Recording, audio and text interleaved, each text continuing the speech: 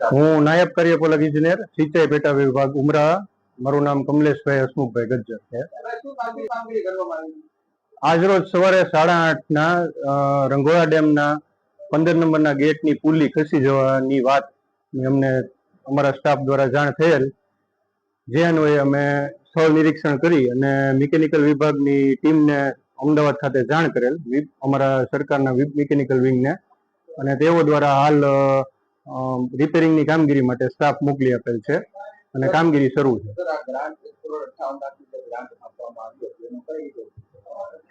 જે રંઘોળા ડેમના જૂના કાઉન્ટરવેટ હતા, કોન્ક્રીટના કાઉન્ટરવેટ છે એ બદલી અને લોખંડના કાઉન્ટરવેટ નાખવાની કામગીરી થયેલ.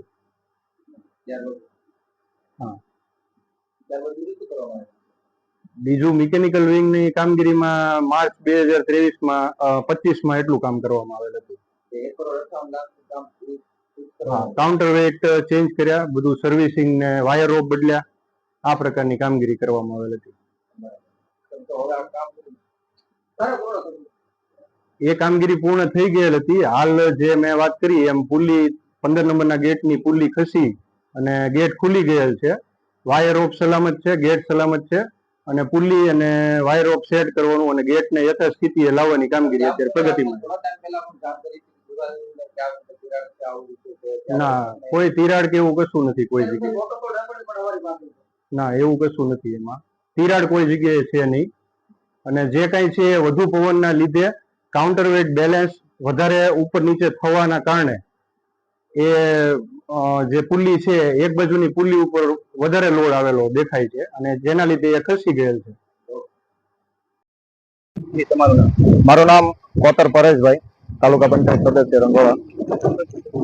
ઘટનામાં તો એવું હતું કે આઝાદી પછીનો મહારાજા 75 વર્ષ પહેલાનો ડેમ છે. તેની ઓટોમેટિક કમર સિસ્ટમ છે. પાણીના લેવલ અને સીડીનું લેવલ બંને એક છે. જે લેવલ થી ડેમનું બંનેનું ત્યાંનું વજન વધુ હોય અને એ પ્રમાણે દરવાજા ખુલે છે. તો આજે સવારે 8, 8:30 વાગ્યાની આજુબાજુમાં ડેમનો એક 15 નંબરનો દરવાજો છે ક્ષતિગ્રસ્ત થવાની અમને માહિતી મળી હતી. જેના આધારે અમે સ્થાનિક આગેવાન તરીકે અમે અહીંયા હાજર હતા. અમારી પૂરી તાલુકા પંચાયતના પ્રમુખ અમારા રામભાઈ સાંગા, જિલ્લા પંચાયતના સદસ્ય હર્ષભાઈ, અમે સાથે મળીને સવારના અહીંના લોકલ આપણે તંત્ર સાથે સંકલન કરીને આગળની કાર્યવાહી શરૂ કરાવી હતી.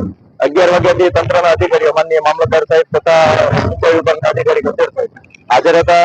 સતત મોનિટરિંગ કરી રહ્યા છે અને હાલમાં આપણે મિકેનિકલની ટીમ અમદાવાદથી 4 વાગે અહીંયા આપણે પહોંચી ગઈ છે અને જે ક્ષતિગ્રસ્ત દરવાજો છે એની કામગીરી હાલમાં શરૂ છે. હાલમાં અમને જાણવા મળ્યું હતું કે 10 નંબરનો એક દરવાજો પણ ક્ષતિગ્રસ્ત હતો, જેને અત્યારે ટીમે રિપેર કરીને અને જે 15 નંબરનો દરવાજો છે એની રિપેરિંગની કામગીરી શરૂ કરી દેવામાં આવી રહી છે.